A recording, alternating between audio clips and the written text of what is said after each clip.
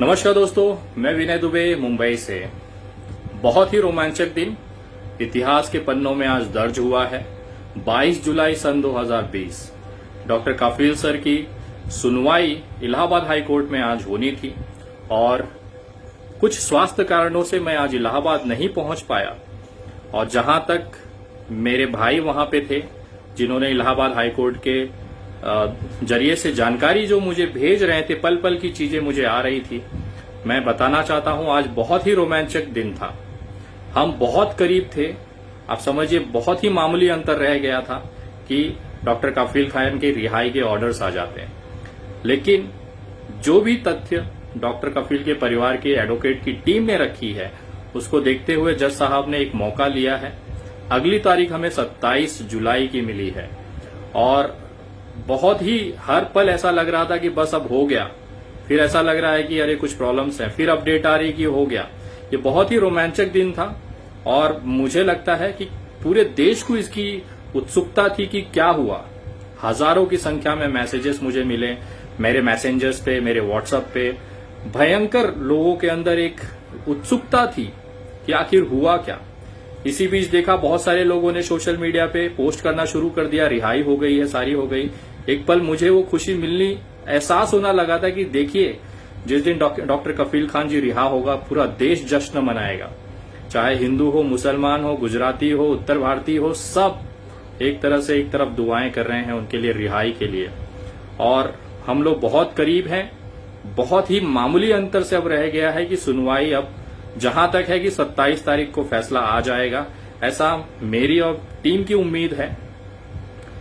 Secondary ये है कि अब आज से लेके 22 तारीख से लेके 27 तारीख तक हम सभी को केवल एक चीज दिन भर करनी है। मैं निवेदन करता हूं पूरे भारत से, टेक्निकली चीजें सेटअप हैं, लीगल टीम ऑलरेडी सेट है। मुझे नहीं पता है, डॉक्टर कफील के परिवार से मेरा कोई संपर्क पिछले 3 से 4 दिनों से नहीं हो पाया है, न मैं करना चाहता हूं। मैं ये बताना चाहता हूं कि बहुत ही क्लोजली हम लोग पहुंचे हैं और अगली सुनवाई में रिजल्ट 100% आने की उम्मीद है। हम एक जगह सिर्फ कम पड़ रहे हैं। अब डॉक्टर कफील को दुआओं की जरूरत है। दुआओं की जरूरत इसलिए है क्योंकि सारी टेक्निकल चीजें हो चुकी हैं। अब केवल एक बार ऊपर वाला रहम उनके ऊपर कर दे तो शायद बात बन जाए। मैं आप तमाम देशवासियों से निवेदन करता हूं, अगर आप मुस्लिम हैं, नमाज में जाते हैं, तो केवल एक दुआ डॉक्टर कफील के लिए करिए। आप हिंदू हैं, भगवान से प्रार्थना करते हैं, तो केवल एक प्रार्थना, एक निवेदन भगवान से करें कि शायद जीवन में कोई ऐसी गलती डॉक्टर कफील खान से हुई है जिसकी वो सजा भुगत रहे हैं, उस गलती की क्षमा, उस गलती की प्रार्थना, उस गलती को माफ करें ऊपर वाला, ये दुआ करें और उनकी जल्द रिहाई की कामना करें। इसी क्रम में मैं महादेव का भक्त हूं और ये श्रावण का महीना चल रहा है।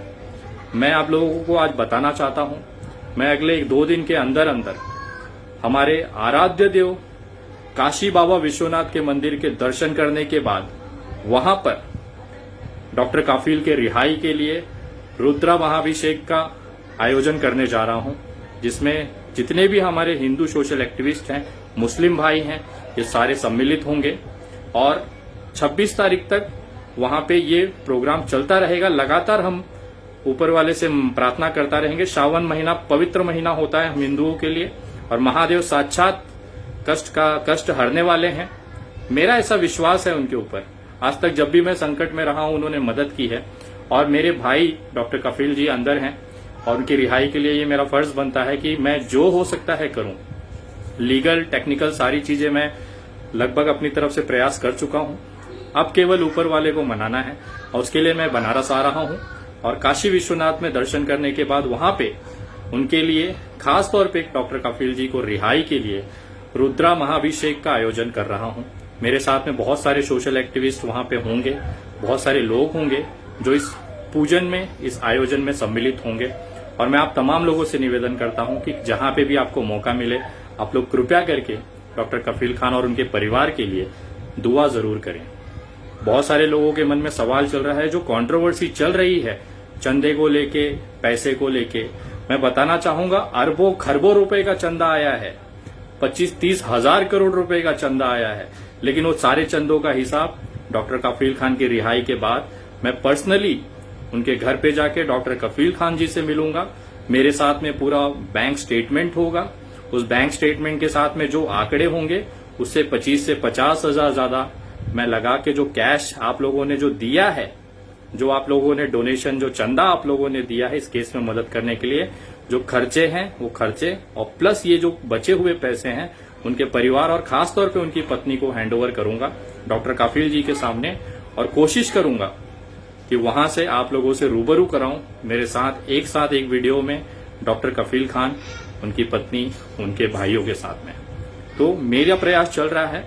बहुत सारे लोगों से थोड़ा सा मैं हताश था इस बीच में, जिस तरह से मुझे ट्रोल किया जा रहा था, लेकिन एक बहुत बड़ा तबका, खास तौर पे मेरे मुस्लिम भाइयों ने जिस तरह से मेरा साथ दिया, जिस तरह से उन्होंने मुझ पर विश्वास रखा, मैं आप लोगों को विश्वास दिलाता हूं ये विश्वास कभी नहीं टूटेगा। मैं उनमें से नहीं हूं कि चंदा और चंदे का धंधा करके अपना घर चलाऊं। अगर मुझे पैसे कमाने होते, मुझे एक बात बताइए, मुंबई से लाखों की संख्या में उत्तर प्रदेश और बिहार मजदूर गए, अगर मुझे 500 रुपए भी उनसे लेके मैं भेजता तो आज मैं करोड़ों रुपए के चंदा और डोनेशन के पैसे पे बैठा होता। लेकिन मैंने कभी उनके लिए पैसे नहीं मांगे क्योंकि हम सक्षम थे, उस समय सारी चीजें हो रही थी। इस समय ये जो कोर्ट कोई मामूली केस नहीं है, इसमें जो पैसे लगते हैं आप उनके परिवार, उनके भाई से पूछ सकते हैं। इसके लिए आज करना पड़ा क्योंकि एक मजबूरी थी। मुझे ऐसा लगा कहीं न कहीं इसकी वजह से उनको सहायता ही होगी। मेरा उद्देश्य गलत नहीं था, वो आपको सुनवाई का जब रिजल्ट आएगा उसके बाद आपको पता चल जाएगा। और जितने भी लोग मुझे ट्रोल कर रहे थे, जितने भी लोगों ने मुझे बदनाम करने का जो प्रयास किया, उनके मुंह पे करारा तमाचा उनके घर बैठ के मैं आप लोगों को दूंगा, ये मेरा शब्द है। क्योंकि विनय दुबे कभी भी गलत चीजों में नहीं रहा है, न मैंने कभी जात धर्म दिया, न मैंने कभी हिंदू मुसलमान किया। मैं हमेशा इस देश के संविधान पे विश्वास रखता हूं, इंसानियत पे विश्वास रखता हूं। वो मेरा कर्म है, वो मेरा धर्म है और मैं उसे कभी नहीं छोड़ूंगा। ये तुम जैसे जो चिटपुटिया आके मेरा ट्रोल करोगे और तुमको लगेगा विनय दुबे हताश होकर घर बैठेगा, तो घंटा। विनय दुबे कल भी मैदान में था, आज भी मैदान में है और हमेशा मैदान में रहेगा। जहां जहां गलत होगा तुम मुझे बदनाम करो, मेरा जब रिजल्ट दिखेगा लोगों को, उसके बाद ये भावनाएं बदल जाएंगी। और जो लोग मुझे बदनाम कर रहे थे, कृपया वो अपने लिए एक बिल का बंदोबस्त कर लें, क्योंकि उसके बाद आप लोगों को मुंह छुपाने की जगह नहीं मिलेगी। मैंने चंदा क्यों लिया, किसके कहने पे लिया, उसका इस्तेमाल कहाँ हुआ, कितने पैसे गए, कितने रह गए, वो सारा एक एक रुपए का हिसाब विथ बैंक स्टेटमेंट, जिसपे बैंक मैनेजर की सील और साइन होगी, वो लेके डॉक्टर काफिल खान जी के घर पे बैठ के वो सारी चीजें मैं ऑन कैमरा वीडियो के सामने करूंगा। और उसके बाद मैं पूछूंगा ट्रोलरों से, चंदा का धंधा तुम्हारा हो सकता है, मेरा केवल एक ही धंधा है, इंसानियत का, मानवता का, एक दूसरे के सुख दुख में खड़े रहने का, और मैं निभाता रहूंगा, चाहे उसके लिए मुझे कितनी भी गालियां, कितनी भी बदनामी झेलनी पड़े। विनय दुबे उन लोगों में से नहीं है जो पैसे के लिए अपना ईमान बेच दे। विनय दुबे उन लोगों में से हैं जो गलत के लिए अपनी जान तक लगाने को तैयार है। मैं भी घर पे बैठ सकता था, मुझे क्या जरूरत थी बांद्रा में मजदूरों के लिए आवाज उठा के जेल जाने के लिए। जेल ऐसी जगह है जहां पे इंसान टूट जाता है जब वो अपने बच्चों को नहीं देखता, अपने पत्नी को नहीं देखता, अपने माता पिता को नहीं देखता। वो एक एक दिन, एक एक पल अपने अंदर टूटता रहता है, मरता रहता है। वही एक पीड़ा है जो मुझे डॉक्टर कफील खान से मानवता के साथ, भावनाओं के साथ जोड़ के रखा हुआ है, और वही एक कारण है मैं इस मामले में हूं। नहीं तो इतनी बात सुनने के बाद तो मैं सामने वाला मरता रहे, मुझे फर्क नहीं पड़ता। लेकिन कहीं ना कहीं ये चीज मैं भूल नहीं पा रहा हूं कि आज डॉक्टर काफिल खान है, कल मैं भी उसी जगह था। इसलिए आप लोगों से निवेदन है, जिसको लगता है विनय दुबे सही है, विश्वास रखें। और आने वाले टाइम पे इतने कान के नीचे मैं बजाऊंगा, जिन जिन लोगों ने बदनामी की है उनके तो कान के नीचे ऐसी ऐसी झंझनाहट दूंगा कि वो जिंदगी भर किसी पे आरोप लगाने से पहले सोचेंगे।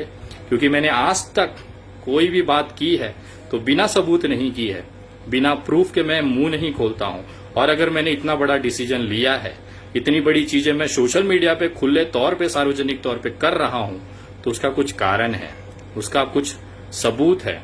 मैं चाहता तो एक ऑडियो रिलीज कर देता था। आप लोगों ने, मेरे विरोधियों ने डॉक्टर कफील खान के भाई का ऑडियो रिलीज करके मुझे सोचा कि आप दबा देंगे, आप बदनाम कर लेंगे। मैं चाहता था उसको काउंटर करने के लिए सिर्फ एक ऑडियो रिलीज कर देता था, पूरी चीज बर्बाद हो जाती थी। डॉक्टर कफील खान के परिवार की पूरी मेहनत बर्बाद हो जाती थी, हमारी मेहनत बर्बाद हो जाती थी। और मैं नहीं चाहता कि इस ईगो की लड़ाई में, इस पैसे के और चंदे के धंधे की लड़ाई में हम इस बेचारे डॉक्टर कफील खान को जेल के अंदर बर्बाद होने दें। हम सारा हिसाब करेंगे। विनय दुबे कुछ भूलता नहीं है, कुछ छोड़ता नहीं है, लेकिन एक बार डॉक्टर कफील खान को बाहर आ जाने दीजिए, उसके बाद सबका हिसाब होगा। मेरे तरीके से तेल लगा लगा के एक एक को लूंगा जैसा मैं लेता हूं, और तकलीफ के लिए तैयार रहिए। उस समय उन तमाम लोगों से निवेदन है, जितनी आपको 2-5 दिन 10 दिन मेहनत सुखी से रहना है रह लीजिए, उसके बाद कुत्तों की तरह मुंह छुपाने के लिए बिल ढूंढ लीजिए, क्योंकि विनय दुबे ऐसा लेगा कि वापस कभी किसी को देने लायक नहीं रहोगे। मिलते हैं बनारस में। हर हर महादेव। जय हिंद, जय महाराष्ट्र।